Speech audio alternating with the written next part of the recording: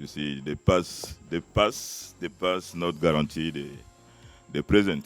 So you are focused.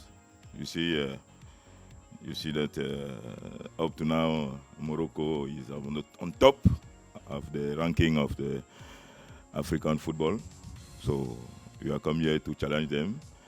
It's not going to be easy. So we are going to try and play with our force. So let us be focused. And then they are the younger players. So they want to write their name in that page of African football. So let them go step by step. Dans une compétition comme celle-ci, l'infirmerie est toujours visitée. Donc les joueurs ne sont pas toujours à 100%. Mais il y a des bobos avec lesquels les joueurs peuvent jouer. Donc voilà. C'est vrai que Yongwa contre l'Afrique du Sud a eu une élongation. Il est sorti avant la fin de la première mi-temps. Et je crois que le docteur Fosso est derrière lui et il est en train de se remettre. Donc on va l'observer cet après-midi à la séance qu'on aura. Comment il réagit, de même que Naguida. Donc voilà. Sinon, l'infirmerie est toujours bondée. Il y a des gars qui viennent, ils sortent. Donc on essaye de manager, de gérer tout ça pour que, sur le plan psychologique, que les gars essayent de se mettre au-dessus des blessures pour représenter la nation.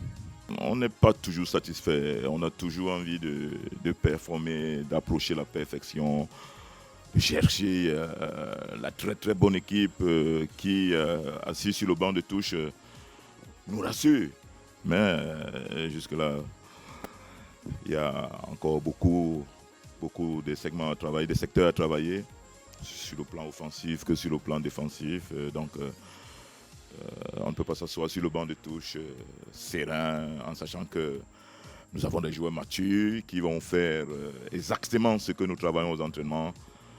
Voilà, pour nous rassurer. Donc voilà, on est en perpétuel travail pour que cette équipe soit la plus aboutie possible. Donc on est sur la bonne voie. Je pense que ce genre de match, je ne sais pas quel discours on va tenir au gars, parce que là, c'est les quarts de finale. On joue le pays organisateur, une grosse équipe avec non seulement des individualités très fortes, mais aussi avec un collectif aussi performant. Donc, surtout que ça fait pratiquement, c'est vrai, je ne suis pas historien, mais ça fait quand même très longtemps que le Maroc n'a pas perdu à la maison. Donc, je crois que c'est une motivation supplémentaire. On n'aura pas de mots précis à donner aux gars, mais on va leur demander de jouer. Jouer comme vous pensez. Et ce sera au mental. Donc, voilà.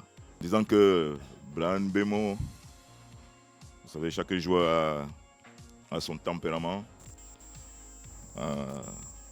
son éducation.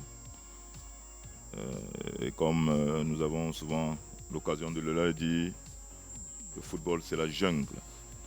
Et parfois, il faut s'imposer. Il faut s'imposer par votre mental, par votre force. Vous pouvez être un joueur très fort sur le terrain techniquement, tactiquement. Mais si autour de vous, vous avez des gars qui sont psychologiquement et mentalement, qui ont une forte personnalité, ils peuvent vous bouffer et ils inhibent votre talent. Et voilà. Donc je pense que Mbeumo est du genre de joueur qui a besoin d'être de temps en temps bousculé pour qu'il s'exprime, surtout dans le vestiaire. Et je me rappelle que quand j'ai pris les fonctions ici, je l'ai appelé pour lui dire que il est mon leader technique et que je voudrais qu'il soit l'une des locomotives de cette équipe-là. Et je crois qu'il prend bien ce rôle à bras le corps. Aujourd'hui, vous allez trouver Mbeumo en train de haranguer, de remonter les bretelles, de parler, de rappeler les consignes. Et ça, c'est bien. Donc, je crois qu'il a un rôle prépondérant dans notre équipe, tant sur le terrain que dans le vestiaire. Et ça, c'est très bien pour nous. Le passé ne garantit pas l'avenir, surtout en football. Et on oublie très vite.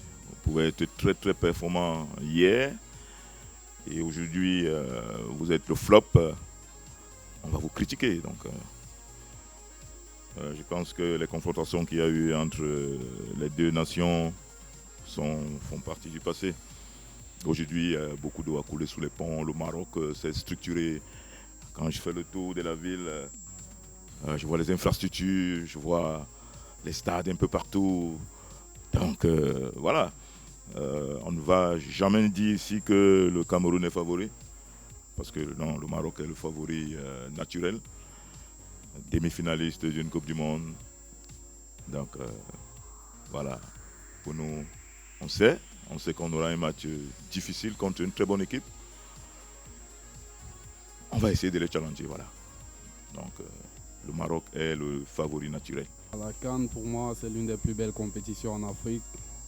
Moi, j'essaie juste de profiter du moment. Déjà étant tout petit, je regardais mes aînés à la télé. Et aujourd'hui, c'est un rêve qui devient réalité. Maintenant, pour le match de demain, nous nous préparons bien, nous sommes concentrés, nous sommes déterminés. Nous savons que ça sera un match difficile, mais nous sommes prêts à tout. Non, le Camerounais, ce qui caractérise le Camerounais, c'est d'abord son sens du courage. Donc, il ne recule devant rien. Il fonce, même s'il sait qu'en face de lui, là, il y a une montagne. Il va foncer tout droit pour montrer à la montagne qu'il y a quelqu'un qui arrive. Donc, le MLE ne saurait cacher ces notions-là. Mais, comme on dit, deux équipes à niveau égal, c'est souvent le mental qui fait la différence. Et c'est ce mental-là que le Cameroun appelle le MLE. Donc voilà, on allie tout ça, technique, tactique et MLE. Le Maroc va mieux se préparer pour nous damer le pion.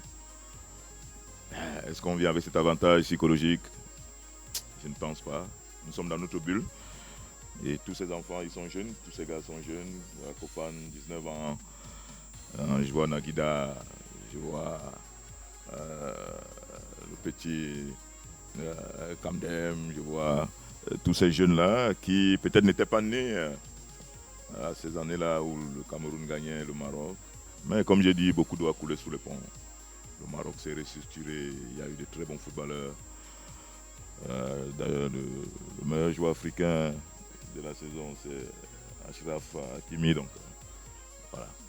Donc, je pense que je vais insister là-dessus. L'avantage psychologique, c'est au Maroc parce que le stade sera plein. On va voir le drapeau rouge avec cette étoile verte au milieu. Donc, nous, on sera là, les Camerounais seront un groupuscule. Mais je crois qu'on va plus entendre les cris des Camerounais. Quand vous me regardez, est-ce que je ressemble à quelqu'un qui est frustré ou qui est... Non, je suis dans ma bulle. Le Seigneur est merveilleux, il me conduit. Donc, je ne me pose pas ce genre de questions. Tant que les Camerounais sont fiers de ce que nous faisons, beaucoup d'émotions et ce genre de détails, pour moi, ce sont des détails qui ne me perturbent nulle part et je suis focus. Donc voilà, moi personnellement, je sais que je suis un soldat et que le Seigneur est tout-puissant est mon commandant en chef. Rien ne peut m'arriver, donc voilà. Et je sais que tout bien à point nommé à celui qui sait attendre.